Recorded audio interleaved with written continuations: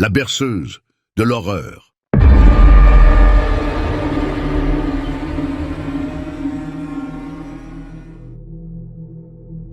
Au cœur d'un village pittoresque, blotti à l'ombre de majestueuses montagnes, vivait Julie. Cette jeune femme, aux cheveux châtains et aux yeux d'un vert profond, empreint d'une curiosité insatiable, était une figure bien connue des habitants. Sa réputation n'était pas seulement due à sa beauté naturelle, mais aussi à son amour incommensurable pour la nature. Lors des soirées douces, alors que les étoiles commençaient à scintiller dans le ciel, Julie racontait à qui voulait l'entendre ses aventures en forêt, ses rencontres avec des animaux sauvages et les secrets que murmuraient les arbres à ses oreilles. Elle parlait de la sérénité qu'elle ressentait en s'enfonçant dans les bois, de cette connexion profonde avec la terre qui la faisait se sentir vivante. Cependant, à la lisière du village, s'étendait une forêt que même en plein jour, elle semblait engloutir la lumière, créant un voile d'obscurité impénétrable. Les anciens du village, avec leurs visages burinés par le temps et leurs yeux emplis de sagesse, racontaient des histoires de voyageurs intrépides qui s'étaient aventurés dans cette forêt et n'en étaient jamais revenus. Ils parlaient de murmures étranges, de silhouettes furtives et de disparitions inexpliquées. Mais la nature intrépide de Julie, combinée à sa soif insatiable de découverte, la poussa un jour à défier ces avertissements. Armée de son courage et de sa curiosité, elle décida d'explorer cette forêt mystérieuse, prête à percer ses secrets, quel qu'en soit le prix. Julie prépara minutieusement son sac à dos, consciente de l'importance de chaque objet qu'elle emporterait avec elle. Elle y glissa une boussole ancienne, dont le cadran en cuivre avait été patiné par le temps. À côté, elle plaça une lampe torche à la lumière vive, dont la lueur rassurante serait un guide précieux dans les recoins les plus sombres de la forêt. Pour finir, une tente compacte mais robuste, conçue pour résister aux intempéries les plus rudes. Elle enveloppa soigneusement quelques provisions, des fruits secs, du pain complet et du fromage, des aliments énergétiques qui lui donneraient la force nécessaire pour affronter les défis à venir. Alors que les premières lueurs de l'aube teintèrent le ciel d'une douce couleur orangée, Julie franchit le seuil de sa maison, le cœur battant d'excitation. Elle était déterminée, plus que jamais, à dévoiler les secrets enfouis au cœur de cette forêt mystérieuse.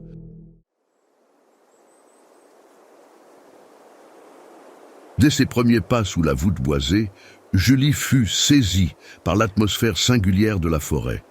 Les arbres, tels des sentinelles séculaires, s'élevaient vers le ciel avec une majesté qui imposait le respect.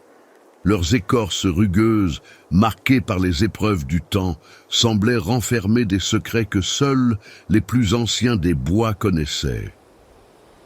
À chaque souffle du vent, les feuilles frémissaient doucement, murmurant des mélodies anciennes qui évoquaient des légendes oubliées. La lumière du jour, bien qu'elle règne en maître à l'extérieur de la forêt, se trouvait ici filtrée, voire prisonnière de la dense canopée. Elle se frayait un chemin à travers les feuilles, créant des rayons lumineux qui perçaient l'obscurité telles des lances d'or. Les ombres, quant à elles, jouaient une danse mystique. Elles s'étiraient, se rétractaient et virevoltaient, animées par la brise légère qui parcourait la forêt. Julie, tout en avançant prudemment, se sentait à la fois fascinée par la beauté surnaturelle de ce lieu et inquiète face à son caractère imprévisible. Chaque pas la plongeait davantage dans ce monde, où la magie et la réalité semblaient ne faire qu'un. À mesure que Julie progressait dans les entrailles de la forêt, elle commença à percevoir des détails qui lui avaient échappé auparavant. Sur les troncs de certains arbres, souvent les plus vieux et les plus imposants, elle découvrit des gravures singulières. Ces signes, sculptés avec soin et précision, représentaient des symboles que Julie n'avait jamais vus auparavant. Ils évoquaient des motifs anciens, Des dessins qui semblaient appartenir à une époque révolue, bien avant l'existence du village. Certains arbres portaient des cercles entrelacés, d'autres des spirales ou des figures géométriques complexes. Il y avait aussi des représentations d'animaux, tels que des cerfs, des loups ou des oiseaux, souvent accompagnés de motifs astraux comme des étoiles ou des croissants de lune. Chaque symbole semblait raconter une histoire, évoquer une légende ou...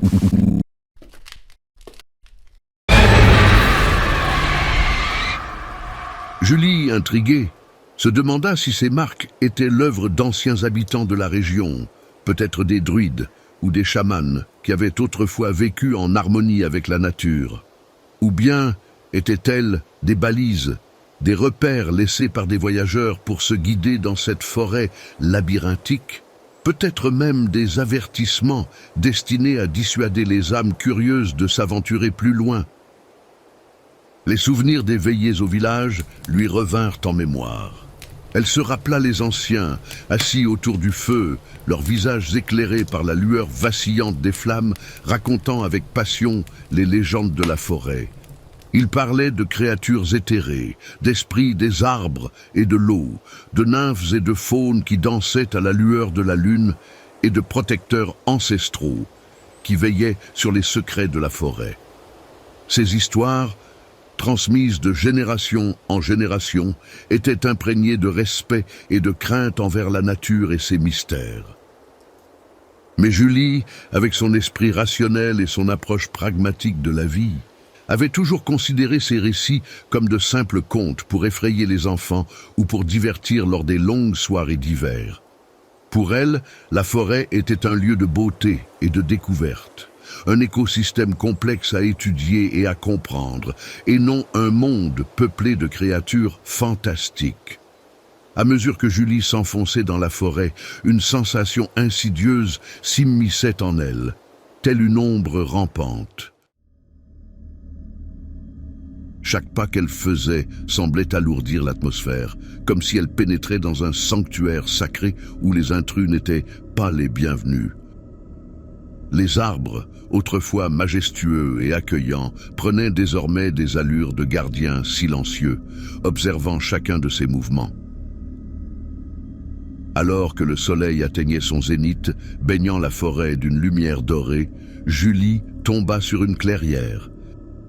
C'était un havre de paix au milieu de l'obscurité boisée, où l'herbe verte s'étalait doucement et où quelques fleurs sauvages éparpillées ajoutaient des touches de couleur.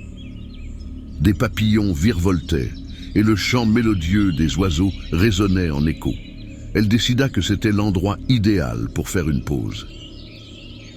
Elle étendit une petite couverture sur l'herbe et sortit de son sac un sandwich qu'elle avait préparé le matin même.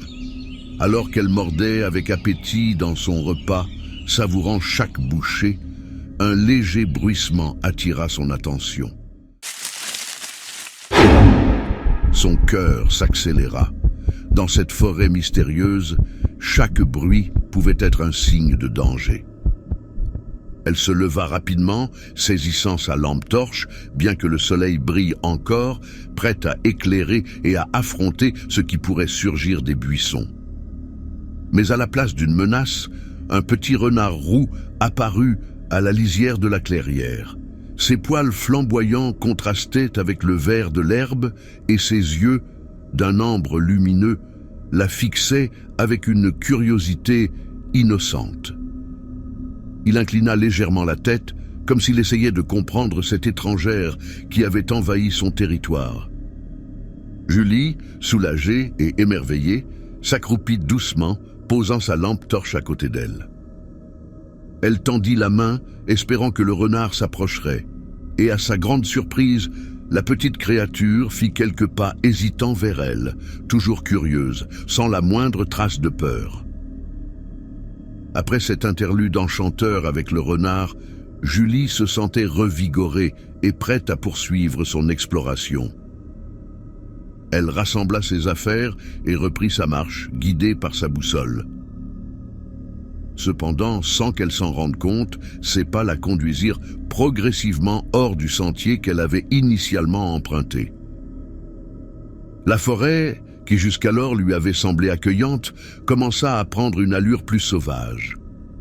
Les arbres se pressaient côte à côte, leurs branches entrelacées formant une barrière presque infranchissable. La mousse épaisse et les racines tortueuses rendaient chaque pas plus difficile. Chaque fois qu'elle pensait reconnaître un chemin ou un signe familier, la forêt la trompait, la conduisant dans des méandres toujours plus complexes. C'était comme si une magie ancienne, profondément enracinée dans le sol et les arbres, jouait avec elle, la guidant dans un labyrinthe naturel dont elle ne pouvait s'échapper. Les ombres s'allongeaient et une légère brume commença à s'élever du sol, enveloppant tout dans un voile mystérieux. Julie, bien que déterminée, sentit une pointe d'inquiétude la gagner. Elle réalisa qu'elle était véritablement perdue, prisonnière d'une forêt qui semblait vivante, respirant et pulsant autour d'elle. La forêt se teintait progressivement de nuances sombres, les derniers éclats d'or du crépuscule se fondant dans l'obscurité croissante. Les arbres, tels des géants endormis, projetaient leurs ombres longues et sinueuses sur le sol, transformant la forêt en un tableau mystique de lumière et d'obscurité. Julie, bien que fascinée par ce spectacle naturel, ressentit une pointe d'urgence. Elle savait que la nuit en forêt pouvait être trompeuse et que l'obscurité apportait son lot de défis. Forte de son expérience acquise lors de ses précédentes aventures en milieu sauvage, elle se mit en quête d'un lieu propice pour passer la nuit. Après quelques minutes de recherche, elle trouva ce qu'elle cherchait. Un espace dégagé, protégé par un cercle d'arbres robustes dont les branches basses avaient été balayées par le temps. Le sol était recouvert d'une mousse douce et épaisse, offrant un matelas naturel. Avec une efficacité née de l'habitude, Julie sortit sa tente de son sac à dos. Chaque geste était précis, chaque mouvement réfléchi. Elle planta les sardines, tendit les haubans et déroula le duvet à l'intérieur. En peu de temps, son campement était prêt. Une petite bulle de sécurité au cœur de l'immensité sauvage. Après avoir soigneusement monté sa tente, Julie se mit à la recherche de combustible pour son feu. Elle parcourut les environs, ramassant des branches sèches qui craquaient sous ses doigts et des feuilles mortes qui avaient conservé la chaleur du soleil d'été. Elle choisit également quelques morceaux de bois plus épais, assurant une combustion plus longue pour la nuit.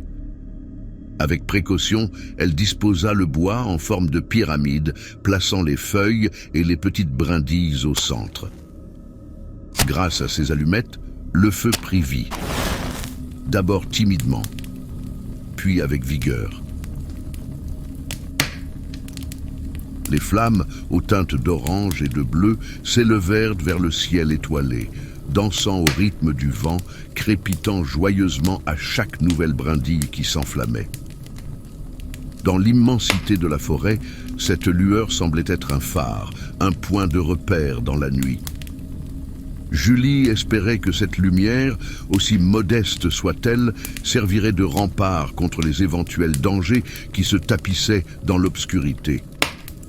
Elle voulait croire que ce feu, telle une sentinelle vigilante, la protégerait des mystères insondables de la forêt jusqu'au lever du jour. Après s'être assurée que le feu brûlait de manière stable, Julie glissa dans son sac de couchage, appréciant la sensation du tissu doux contre sa peau. Elle s'y blottit, cherchant à conserver chaque once de chaleur dans l'air frais de la montagne. La lueur vacillante du feu projetait des ombres apaisantes sur la toile de sa tente, et le doux crépitement des flammes berçait ses pensées. Alors qu'elle se laissait emporter par les bras du sommeil, un son vint briser la sérénité de l'instant.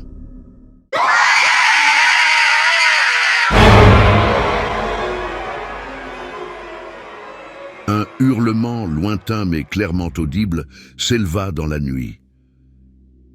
Il portait en lui une mélancolie profonde, une tristesse presque palpable, mais aussi une menace sourde, un avertissement.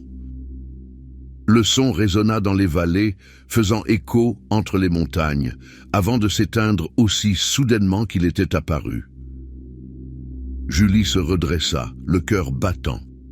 Elle avait entendu les histoires des villageois sur les loups qui hantaient ces montagnes, des créatures majestueuses et sauvages. Mais ce hurlement, il était différent.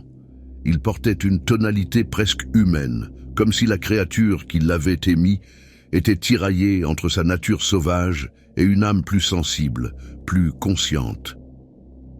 Julie, avec une détermination silencieuse, choisit de rester éveillée malgré la lourdeur de ses paupières. Elle garda sa lampe torche à ses côtés, son faisceau éteint, mais prêt à fendre l'obscurité à la moindre alerte.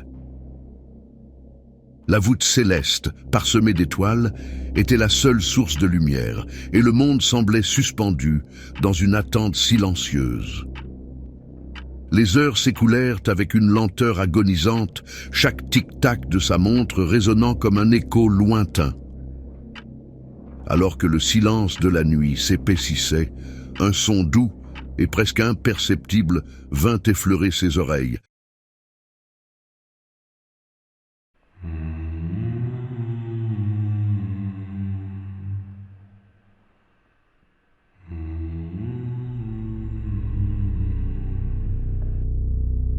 C'était un murmure, une mélodie délicate qui rappelait les berceuses d'antan, celles que les aïeuls fredonnaient à l'oreille des bambins pour les emmener dans le monde des rêves. Ce chant, bien qu'à peine audible, portait en lui une profonde nostalgie et semblait être porté par les courants invisibles du vent venant de directions inconnues, enveloppant tout sur son passage. Une curiosité profonde et irrépressible s'empara de Julie. Chaque note l'attirait, l'appelait, la guidait. Malgré l'angoisse qui nouait son ventre, une force magnétique la poussait vers cette mélodie. Elle se leva avec précaution, ses mouvements délibérés et silencieux pour ne pas perturber la quiétude de la nuit. Elle actionna sa lampe torche et le faisceau lumineux jaillit, tranchant l'obscurité comme une épée, éclairant le sentier sinueux qui s'étendait devant elle. Julie avançait avec une prudence mesurée, chaque pas délibéré, chaque mouvement influencé par la mélodie qui l'appelait. La lueur de sa lampe torche balayait le sol, révélant des racines entrelacées et des feuilles scintillantes de rosée. Alors que la mélodie se faisait plus forte, plus insistante, une silhouette se dessina à travers les arbres. C'était une cabane, ancienne et usée par le temps, ses planches de bois grisonnantes, éclairées par la lueur argentée de la lune. Elle semblait à la fois hors du temps et parfaitement à sa place, nichée au cœur de cette forêt mystique. La berceuse, douce et mélancolique, semblait s'échapper des interstices de cette demeure, flottant dans l'air comme un souvenir lointain. Julie s'approcha lentement, attirée par la cabane, comme un papillon vers une flamme. Elle se demandait qui pouvait bien habiter un tel endroit et chanter une mélodie si envoûtante en pleine nuit. La cabane, bien que dépourvue de présence humaine, semblait emplie de souvenirs et d'histoires. En jetant un coup d'œil à travers la fenêtre poussiéreuse, Julie ne distingua que des meubles anciens et des objets éparpillés, témoins d'un passé révolu. L'air à l'intérieur était lourd, chargé d'une odeur de renfermé et de moisissure, mais par-dessus tout, une senteur métallique, presque ferreuse, piqua ses narines, évoquant le parfum du sang frais. Avec une hésitation palpable, elle poussa doucement la porte qui grinça sur ses gonds.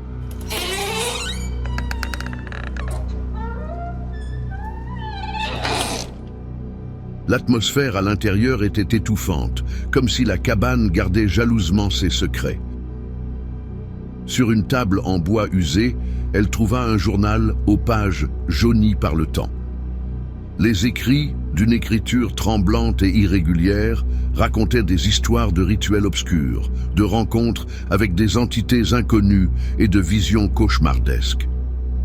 Les marges étaient remplies de croquis frénétiques, des visages déformés par la terreur, des figures masquées au regard vide, des symboles ésotériques. En observant le sol, Julie remarqua des taches sombres, presque noires, qui s'étiraient en une traînée irrégulière. Elle menait à une partie de la cabane où une étagère remplie de vieux livres et de grimoires semblait cacher quelque chose. En s'approchant, elle découvrit une porte dérobée, presque parfaitement camouflée par le bois vieilli de l'étagère. La mélodie, cette berceuse qui l'avait guidée jusqu'ici, semblait maintenant plus proche, plus insistante. Elle provenait clairement de derrière cette porte secrète. Malgré la peur qui lui nouait l'estomac et les avertissements que son instinct lui hurlait, la curiosité de Julie la poussait à découvrir ce qui se cachait derrière cette énigmatique porte.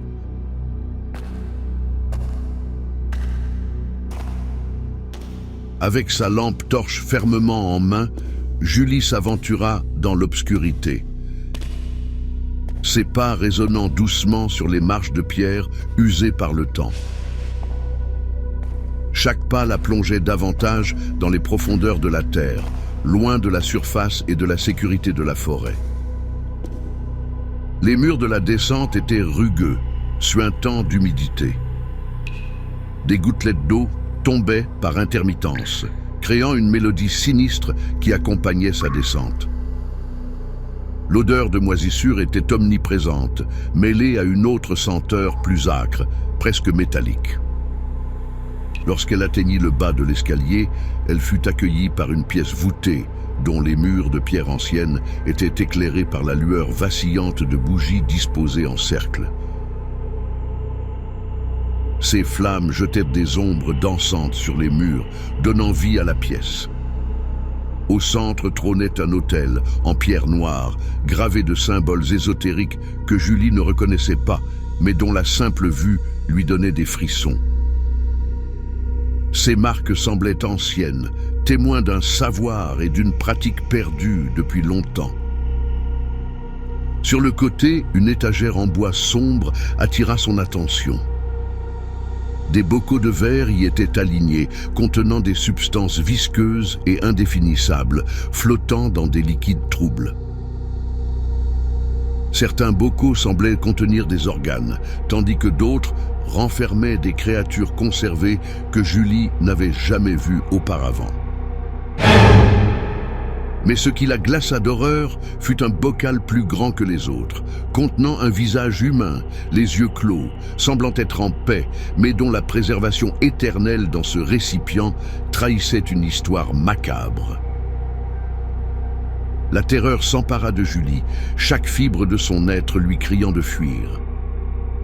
Elle fit demi-tour, ses pieds cherchant désespérément à trouver une prise sur le sol de pierre. Mais l'humidité qui suintait des murs avait rendu le sol glissant comme de la glace. Dans sa précipitation, elle perdit l'équilibre.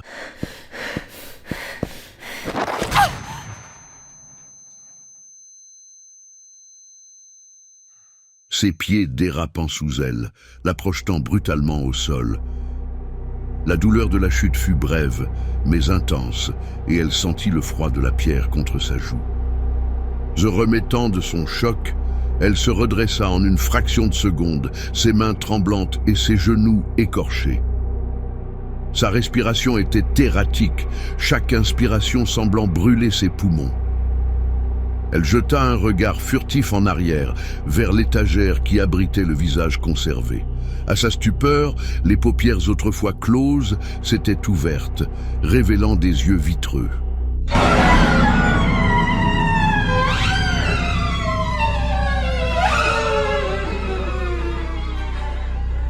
Ses yeux semblaient la sonder, comme s'ils cherchaient à lui transmettre un message d'outre-tombe. Les marches étroites et tordues du vieil escalier en colimaçon semblaient s'étirer à l'infini alors que Julie les montait avec une frénésie désespérée.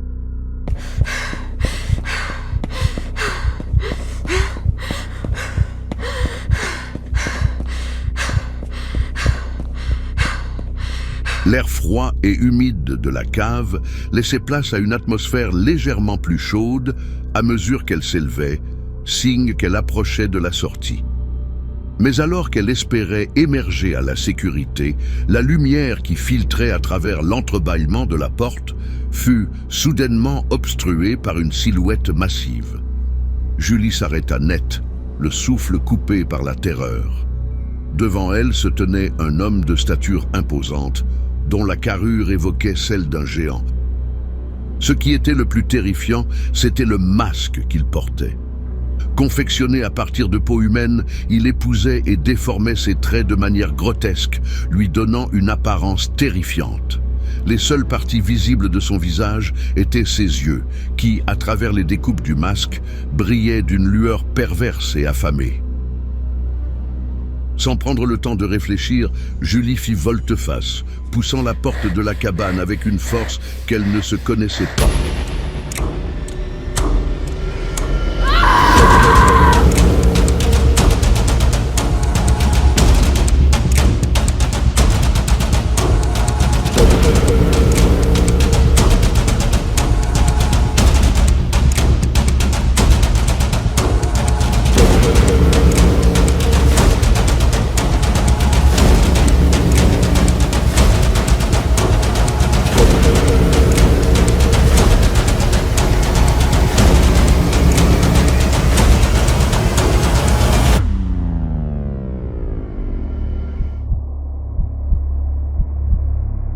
La terre humide et froide s'imprégna dans ses vêtements, la boue maculant son visage et se mêlant à ses cheveux. Tandis qu'elle tentait de reprendre ses esprits, le son des pas de l'homme se rapprochait, chaque foulée écrasant les feuilles sèches et faisant craquer les petites branches sous son poids. La berceuse déformée qu'il murmurait se mêlait maintenant au bruit de sa progression, créant une cacophonie sinistre. Dans un élan de désespoir, Julie se glissa derrière un buisson dense. Ses feuilles épaisses et ses branches entrelacées offrant un semblant de protection. Elle se recroquevilla, essayant de se faire la plus petite possible, ses mains tremblantes, couvrant sa bouche pour étouffer sa respiration haletante.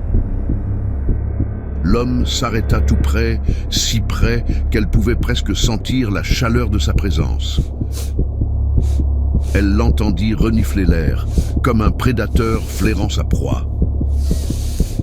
À travers les minces interstices du buisson, elle aperçut ses yeux, des puits de noirceur qui scintillaient d'une lueur malveillante, balayant la forêt à la recherche de sa cible. Chaque seconde semblait s'étirer en une éternité, chaque battement de cœur de Julie résonnant fort dans ses oreilles. Elle priait pour qu'il continue son chemin, pour qu'il ne découvre pas sa cachette fragile. L'atmosphère était tendue, chaque seconde semblant s'étirer à l'infini, alors que Julie retenait son souffle, caché derrière le buisson. Mais alors, un hurlement aigu, primal, déchira le silence nocturne. Ce n'était pas le cri d'un homme, mais celui d'une créature sauvage, un appel qui résonnait avec une puissance ancestrale. De l'obscurité, des ombres fusèrent, se mouvant avec une rapidité et une coordination étonnantes. Une meute de loups, les yeux brillants d'une lueur jaune et affamée, surgit des profondeurs de la forêt. Attraits par le tumulte, ils se ruèrent sur l'homme masqué.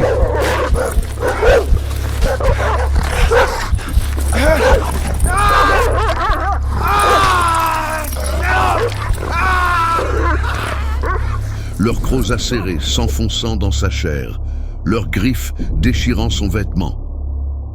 Leurs hurlements et grognements se mêlaient aux cris étouffés de l'homme, créant une symphonie macabre. Julie, bien que horrifiée par la scène qui se déroulait devant elle, réalisa que c'était sa chance de s'échapper. Rassemblant chaque once de courage qui lui restait, elle se redressa sur ses jambes tremblantes et s'élança à travers la forêt.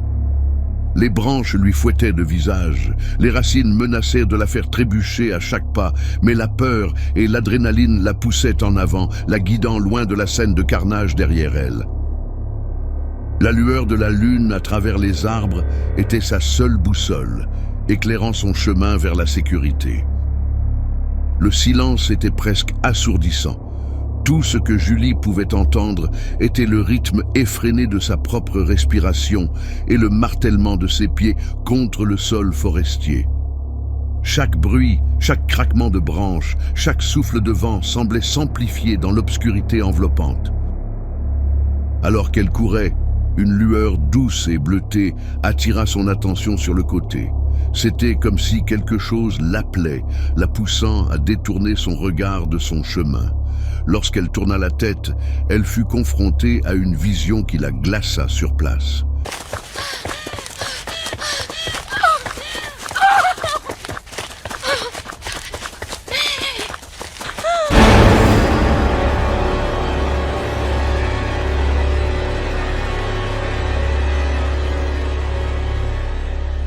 Une vieille femme se tenait là, à l'orée des arbres. Ses cheveux d'un gris argenté flottaient autour d'elle comme une auréole, et son nez, long et pointu, donnait à son visage une apparence presque surnaturelle. Mais ce qui était le plus terrifiant, c'était son sourire, qui, bien que doux, semblait cacher des secrets insondables. Le cri de Julie résonna à travers la forêt, une supplication désespérée qui se perdait dans l'obscurité dense.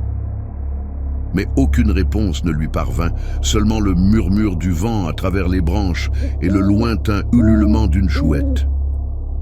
Elle se sentait terriblement seule, chaque ombre, chaque bruissement amplifiant son sentiment d'isolement. Soudain, un rire sinistré, guttural, s'éleva derrière elle, faisant frissonner chaque fibre de son être.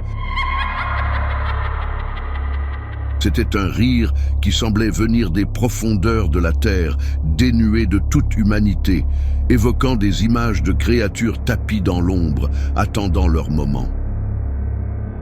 Mais alors que la terreur menaçait de la submerger complètement, une lueur douce et dorée apparut à l'horizon. C'était une lumière diffuse, mais elle grandissait rapidement, chassant les ténèbres et révélant le paysage autour d'elle. Le soleil commençait à se lever, teintant le ciel de nuances d'orange et de rose. Cette lueur matinale était comme un phare pour Julie, lui montrant la sortie de cette forêt maudite. Avec une détermination renouvelée, elle puisa dans ses dernières réserves d'énergie et se lança vers cette lumière salvatrice. Chaque pas la rapprochait de la liberté, chaque rayon de soleil chassant les ombres de la nuit.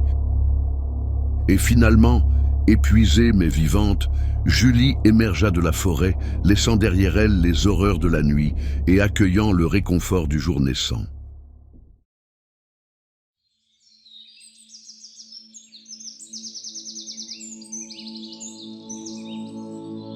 À mesure que Julie s'éloignait de la forêt, la chaleur du soleil sur sa peau semblait dissiper les horreurs de la nuit. Elle se retrouva sur une petite route de campagne, bordée de champs dorés qui ondulaient doucement sous la brise matinale. Au loin, elle aperçut les toits d'un petit village, ses cheminées fumantes suggérant la promesse d'un refuge. Épuisée, ses pieds endoloris par sa course effrénée, Julie marcha lentement vers le village. À son approche, elle entendit le doux carillon d'une cloche d'église, annonçant le début d'une nouvelle journée.